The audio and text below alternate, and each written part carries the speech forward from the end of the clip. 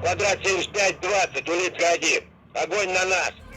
Мы под прицелами, каждый день новый бой. И только пули, как демоны, слишком над головой. Но вы живыми и целыми, вернитесь домой. Прямо сейчас я отправляюсь к нашим ребятам из батальона имени генерала Шеймуратова. Последние полгода для них были очень горячими. Наши бойцы держали оборону на Артемовском направлении и за все это время не сдали ни сантиметра земли. Все видели кадры, как командир батальона лично принимал участие в боевых действиях и призывал героический огонь на себя. Надо признать, что есть и потери. Прибыло очень много новобранцев. Главная задача их сейчас подготовить к боевым действиям. Отдельно едут и священнослужители, чтобы поднять боевой дух наших ребят. Я прожил с нашими бойцами несколько дней, и вот сейчас обо всем этом хочу вам рассказать. Богослужение, как вот с ними провести, с ребятами. Мы вчера уже начали. Проводим уже? Проводим? Да, сегодня вот договорились. Ну, прибывшими, которые. Да. Хаби, я доцент, прием. Начали мы с Херсона, и пошло у нас Херсон, Новодружеск, Угледар. То есть батальон Шеймуратова был везде. Сейчас и в Бахмуте были. Наконец-то мы вышли после 4 месяцев с боевых действий. Конечно, у всех настроение намного приподнято. Все хоть и семьям звонят, и женам, близким родственникам все. Сейчас пока находимся на боевом слаживании. Пополнение прибыло нам. Настроение хорошее, боевое. Батюшка, смотрите, а вы вот в таких прям условиях, да, буквально в багажнике, вот это что за был ритуал? Почему важно это сделать, да? Почему важно вовремя это сделать? Ну, это освящение креста, нательного креста. Вот почему важно, ну, вот человеку нужно было осветить крест. Да, потому что я священный и, хочу, чтобы у меня был свой. Вот, ну, просто, как сказать, ситуации бывают такие, что вот думаешь, ну, можно завтра сделать. Потом уже неоднократно так бывало, что завтра получалось все по-другому. Вот. Там, может, нас куда перебросить, может, их куда перебросить. Поэтому, если есть возможность, нужно стараться делать все сразу. Батальон — это наша одна семья. Мы уже в действительности стало. Мы в действительности одна семья у нас. Разделения никаких нету. Как-то мы дружные уже. Батальон Шеймуратова воюет с первых дней. Может быть, нас это и скрепило в бою и везде. Участие в боевых действиях досталось, наверное, это не наверное, а точно шеймуратовцам. Они, дескать, не подкачали, они свято держат свое данное слово перед народом, перед Аллахом, и они точно повторяют боевые славные славы своих предков, бойцов генерала Шеймуратова дивизии. Лиз, привет. Все говорят про твой поступок. Что было на передовой? Расскажи, пожалуйста. Вспомни тот случай. Ну как, мы ехали, БК, продукты везли, и как бы ну, чуть-чуть не доезжая до места выгрузки, подбили минометом нас. Ну, мы выпрыгнули из машины, и машина осталась там. Ну и пешком контуженные добрались обратно до своих. Мы всегда ездили так, это указание такое было, и чтобы ребята пешком далеко не ходили. Можно было оставить его далеко, и чтобы за километры, и чтобы они пешком шли, как бы, ну, тоже им днем ходить пешком под прилетами, тоже по открытому. А наше преимущество — это наша скорость была. То есть вы не должны были даже доходить до того места, да, где вот, собственно... Ну, по идее, да. Медвзвод батальона же, я правильно понимаю? То есть вы же в самых таких горячих точках, где забираете ребят раненых? Ну да, мы забираем иногда с линии прикосновения прямого, потом с точки эвакуации, куда уже ребята сами выходят, ну, более легкие ребята, легкие раненые. Тяжелых раненых стараемся забирать уже с позиции, где уже идет соприкосновение. И отвозим в метроту, ПСО. Вот для себя, почему ты решил идти? То есть, наверное, дома и работа была? И... Дома работа была, я сам работал в Дюртюлях, детский лагерь «Чайка». Но он быстрее, чтобы эта война закончилась, чтобы, Аллах верса, мирно все жили. Сейчас много людей наших гибнут здесь на передовой, кто-то в тылу тоже помогает. Все должны, по идее, отдать долг, честь нашей Родины. Никто не должен оставаться равнодушным. Обратно ведь все равно придется идти. Вот какой у них морально тот самый физический дух? Но это как раз то время, когда вот этот дух, морально-психологическое состояние восстановить, привести себя в порядок, как внутренне, так и внешне. То есть внешне это постираться, побриться, помыться. Приехали у нас врачи, чтобы подлечиться, что-то где-то укольчик сделать. Наши доктора и болиты, чтобы им помогли. Ну, это то время, когда можно, то есть, восстановить силы. Уже не первый раз мы привозим сюда стоматологические модули. И бойцы после вот окопной жизни, там соответствующие условия, не очень хорошие для сохранения зубов, крошатся, пломбы, что-то на удаление. Абсолютно бесплатно. Всем. Абсолютно бесплатно, да, всем военнослужащим из Башкирии. Этот стоматологический модуль вот будет находиться в ближайшие несколько месяцев в зоне СВО. Будут меняться бригады врачей, стоматологов. И, соответственно, вот, такую помощь оказываем. Помимо... Кто решение такое принял? Глава? Глава республики Радик Фарич Хабиров, он, когда ему доложили, что есть такая проблема, отправляет он сюда подлечивать наших бойцов, разных медицинских специалистов. Но, наверное, одно из самых таких сложных это было это вот по стоматологии, то, что казалось не решить в полевых условиях. Вместе с тем решение Радик Фаричем было найдено. Только у вас или, в принципе, у кого-то еще такое есть? Или вы не слышали? Это единственный пример на всем фронте. Да. Больше ни один субъект такую помощь не оказывает, насколько нам известно. Несмотря на то, что сейчас у ребят такой передых от самой горячей точки, но на самом деле очень много новобранцев, поэтому идет полномасштабное обучение. Мы сейчас едем на полигон. Товарищ командир, что можешь про своих пацанов сказать? Ребят, нормально. Сколько у тебя подчинений? В взводе 13 человек вместе со мной. Ну, вот сейчас новое пополнение, 6 человек пришло. Обучаем. А так остальные все, кто уже сюда приехал, они, как говорится, прошли через самое неприятное, то, что могло быть. Потом все проверены, слава богу, все живы-здоровы. А так молодцы, ребята справились со своей задачей. Как ранее я уже говорил, то что если пехота лежит в одном окопе, то связисты ползают и лазят везде, по всему фронту. Это на какое-то обслуживание сейчас привезли или что? Да, настройку и обновление программного обеспечения. А обновлять почему надо постоянно? Чтобы как-то не перехватывали или что? Устранить неисправности, недочеты. В общем, чтобы восстановить связь, поменять батарейки на ретрансляторе. В общем-то, Юра пошел вон туда наверх. Вот так, может быть, его будет видно. И вот сейчас здесь Беркут проверяет связь. Я принял тебя, тоже слышу, разбирайте хорошо. Опять бригадная. Вот сейчас сами поменяли, связь установилась. Ежедневный ритуал, в общем-то, установить флаг с взором Шеймуратова. Почему надо, ребят? Почему надо флаг ставить? Под знаменем ходим. Под знаменем ходим. Угрюмый подсказывает.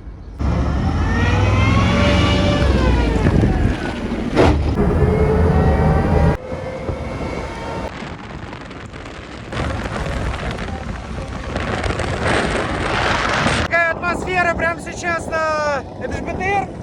Да. Так, а рядом со мной сейчас кто? Как вы зовут? Угрюмый. Угрюмый, ты сам откуда? Сибай! Сибайский? О, ребята! Как давно служишь? 2 месяца в конца. 2 месяца, да? Сам пошел, получается, доброволец. Почему принял такое решение? Пацанов обидно.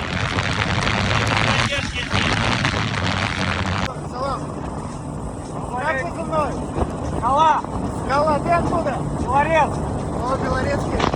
Ты сам как пошел? Какая у тебя история? Инициатива. Сам? На родину обидно, пацанов. А сам не разочаровался? Нет. Как служба идет? Хорошо, отлично все. Так, как выглядит внутри БТР-80? Вот посмотрите, здесь, соответственно, сам непосредственно механик-водитель. Вот такое вот пространство здесь в кабине, очень много места. Мне кажется, человек 12 даже влезет. Но ребята сейчас там наверху. Лям. Хочу передать привет Привет дочери Софии. Я тебя очень сильно люблю.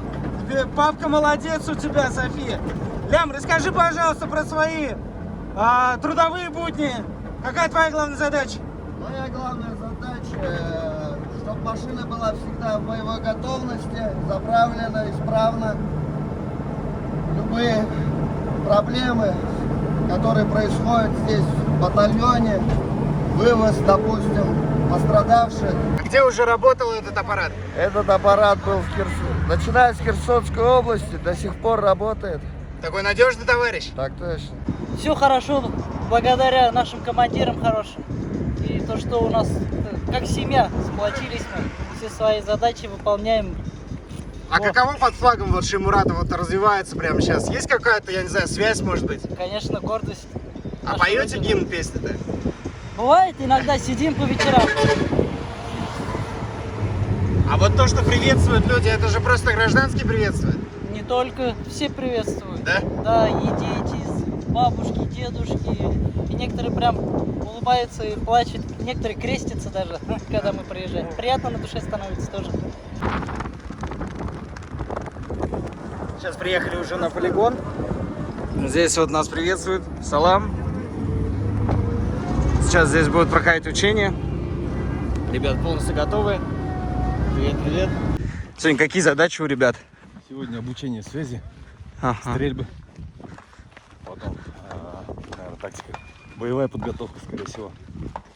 От наших сколько там, я не знаю, взвод, я не знаю, сколько количество людей будет? Или пока мы только за себя? Батальон Шеймуратова. Да. Весь батальон Шеймуратова находится на учении здесь, на полигоне. Угу. А важно что? Вот подготовить, я не знаю, вовремя передать какие-то дознания. Сейчас же это, по сути, новобранцы. Это очень важно. Очень важно, то есть это сокращает к минимуму все потери. Активируется часовой механизм ведения. Вот за моей спиной наши связисты у инженерных войск учатся разминированию, минированию на самом деле.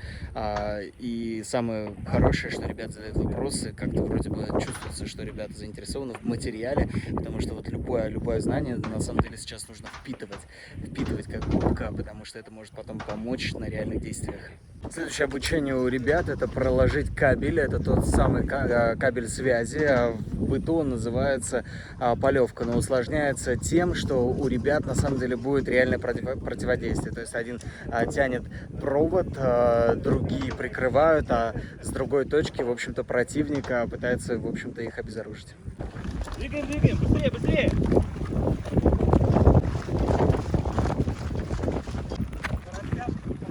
Сейчас был такой предупредительный выстрел, чтобы ребят ни в коем случае не останавливались, не кучковались. Обучение идет на самом деле прям как в реальных действиях. Неподготовленному человеку тяжело на самом деле. Я иду пешком. Ребята вон стараются, бегут. Что с проводом? Какая задача, ребят? Привязать его. Чтобы за собой не тащить. Ага.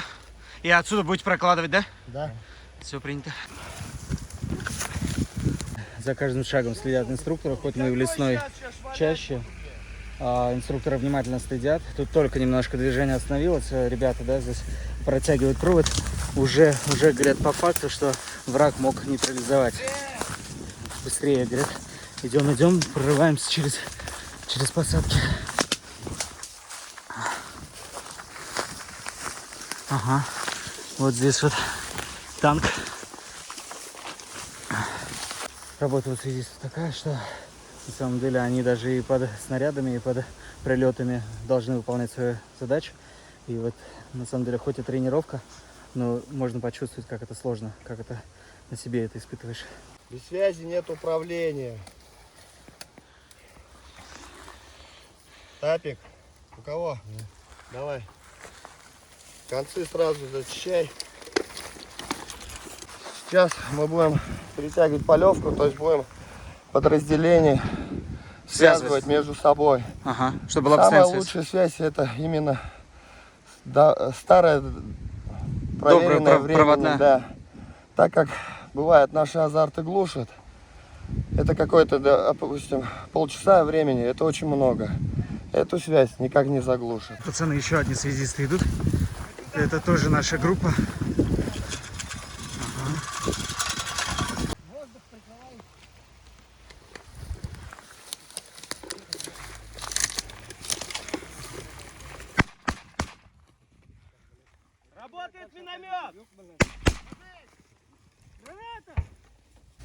учитывая, какой темп у ребят, на самом деле, сейчас им создают все условия, чтобы... Прям очень-очень все. Хоть стреляют холостыми, на самом деле, очень все реалистично. Больше крути. Первая группа на связь, второй. На приеме, араб. Угрюмый. Выйди на ляма, прием. Буквально вчера вернулся вот боец с позывным Раджа. Раджа Салям. Как настроение, нормально? Нормально, боевое. Свое ранение он получил в Олежках, 3 топора, да, прилетело? Да. Сильное ранение было? Куда прилетело? Ну, тяжелое было, обе ноги, рука. Но все равно вернулся домой? Конечно, да, дома был. Но сейчас опять с ребятами в полях. Да, тяжело было, конечно, обратно уходить, но надо. Группа, подтягивайся, помогаем, у вас 300-й, командир ранен. Левая нога, правая рука. Имитацию промедола сделай. Имитацию просто тыкнул, все. Стой на ноги. На ногу. Давай, стой. Ложись Встает на ногу, поднимаем. Поднимаем, под руку берем. Автомат возьмали, нет. Вы должны были сразу проверить исправность телефонов, аппаратов, да? Наличие батареи ГБ-10У. Ну и, конечно же, у любого связиста должны быть с собой что? Запасные элементы питания, аккумуляторные батареи Крона. Был пропущен первый обрыв, скрутка, где было не скручено совсем. Я шел сзади вас, обнаружил это. Второе. Полевка была растянута перед танками высоко. Если она есть, то нужно ее либо вниз, либо совсем высоко, чтобы он ее не задел. При угрозе захвата что мы делаем? Избавляемся от всех данных, которые у вас есть на этой радиостанции. При угрозе захвата радиостанции. Если противник ее получает, он получает доступ к вашей радиосети. Учения идут полным ходом. Вот на фоне, посмотрите, все в дыму, а ребята работают. Буквально метров 15 проходим. Идут туда с полевкой, устанавливают там тапочек. Делаем сообщение. Сообщение получилось, молодцы. Делаем имитацию обрыва. Идем, устраняем обрыв. Возвращаемся, работаем. После плотных занятий, на самом деле, самое приятное на броне пообедать. Самое крутое здесь, что ребята всем делятся, на самом деле, за это большое спасибо. Вот, меня накормил сегодня замечательный мой брат. Колбаса, хлеб, больше ничего не надо, на самом деле. Круто. На вооружении у батальона нашего какие виды оружия, да, есть вот из автоматов? Автомат АК-74, СВД, снайперская винтовка, пулемет Калашникова. Из крупного это Бэхи-двойки 30-й калибр. В любой момент может ближний бой наступить. Так что поэтому подготовка ведется по разным тактикам и с разного оружия. То есть, начиная от автомата, заканчивая гранатометами, РПК и всем остальным.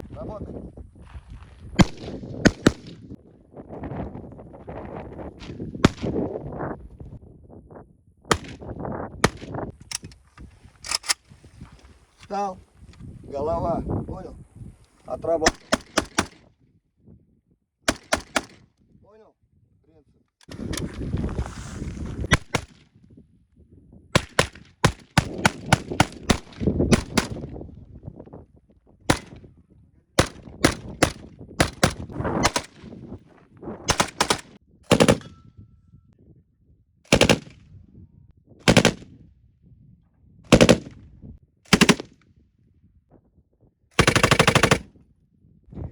На что способен твой аппарат?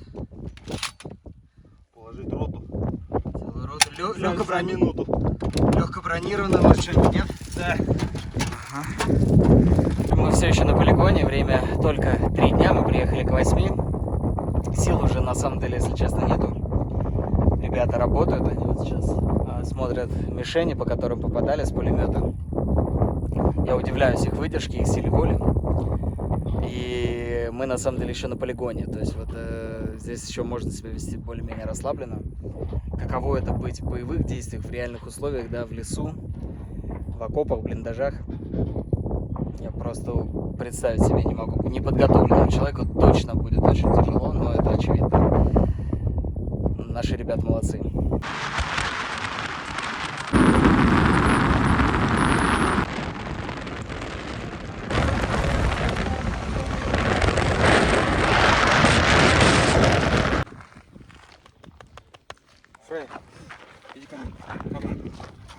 Сидеть. Воодушевить наших ребят приехала целая агитационная бригада. Многие ребята, которые артисты в этой бригаде, они из Сибайской филармонии. И вот сегодняшняя наша встреча, я надеюсь, пройдет очень здорово. Теперь я не знаю, в каком диком крае я буйную голову сложу. Жизнь моя полна, но что-то в ней не так. Не хватает детских нот в душе. Уставший, а часы дней наши бьются тик, да так, провожая тень судьбы когда-то спавший. Да-да-да-да-да, да-да-да-да-да, да-да-да-да-да, да-да-да-да.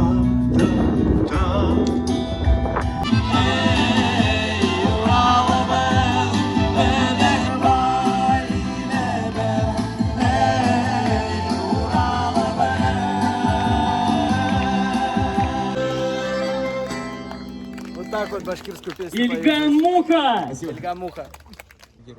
Самым кульминационным моментом за неделю восстановления батальона стал приезд главы Республики Башкортостан.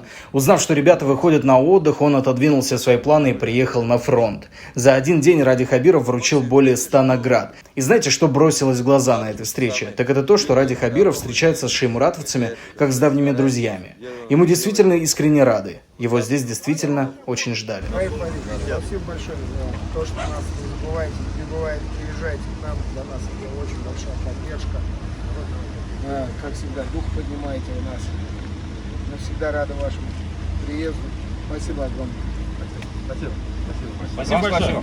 Берегите себя. Берегите себя. Счастливой дороги. Главе республики Евгений. Ура! Ура!